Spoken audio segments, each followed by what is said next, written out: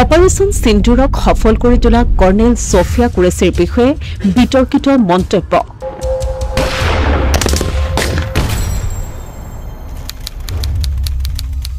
BJP মন্ত্ৰীৰ বিৰুদ্ধে এজাহাৰ দাখিল।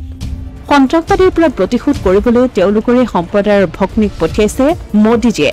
যিসকলে পেহেলগামত আমাৰ কন্যাক বিধৱা কৰিছিল, আমি সিহঁতক পাঠ শিকাবলৈ তেওঁলোকৰে নিজৰ এগৰাকী ভগ্নীক পঠিয়াইছিলো। এই মন্তব্য বিজেপিৰ মন্ত্ৰী বিজয় চাহৰ। সোমবাৰে ইন্দোৰ জিলাৰ এখন গ্ৰাম্য অঞ্চলত ৰাজহুৱা অনুষ্ঠানৰ সময়ত মন্ত্ৰী বিজয় চাহে কৰ্নেল সোফিয়া কুৰেশীৰ নাম উল্লেখ নকৰাকৈ এনেদৰে কৰিছিল বিতৰ্কিত মন্তব্য। जिन्होंने हमारी बेटियों के सिंदूर उजाड़े थे, वही कटे पिटे लोगों को हमने उन्हीं की बहन भेज करके उनकी ऐसी की तैसी करवाई। एक बार मोदी जी के लिए जोरदार ताली बजाएं। उन्होंने कपड़े उतार के हमारे हिंदुओं को मारा और मोदी जी ने उनकी बहन को उनकी ऐसी की तैसी करने हमारे जहाज को उनके घर गए।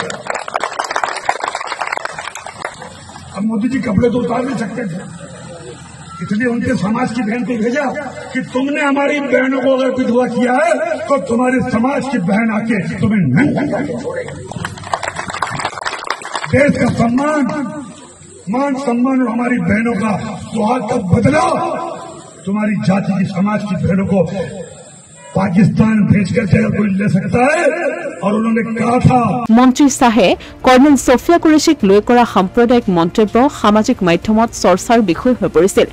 কৰ্নেল সোফিয়া কুৰেশীৰ ওপৰত বিতৰ্কিত মন্তব্যৰ বাবে বিজয় চাহৰ বিৰুদ্ধে এফআইআৰ ৰুজু কৰাৰ নিৰ্দেশ দিছিল মধ্যপ্ৰদেশ উচ্চ ন্যায়ালয়ে।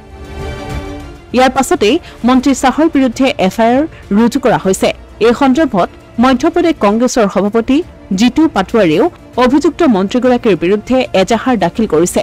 মধ্যপ্ৰদেশৰ অভিযুক্ত মন্ত্ৰীগৰাকীক শীঘ্ৰেই মন্ত্ৰী পদৰ পৰা অপসাৰণ কৰাৰ দাবী কংগ্ৰেছৰ। কৰ্নেল সোফিয়া কুৰেশীৰ বিষয়ে কৰা আপত্তিজনক মন্তব্যক ৰাষ্ট্ৰীয় মহিলা আয়োগেও তীব্ৰ গৰিহণা দিছে। কৰ্নেল সোফিয়া কুৰেশীৰ বিৰুদ্ধে কৰা এনে সাম্প্ৰদায়িক মন্তব্যই সমাজৰ নাৰীৰ মৰ্যাদাক আঘাত কৰাই নহয়, দেশৰ নিৰাপত্তাৰ ক্ষেত্ৰত গুৰুত্বপূৰ্ণ ভূমিকা গ্ৰহণ কৰা দেশৰ কন্যাসকলকো কৰিছে অপমান।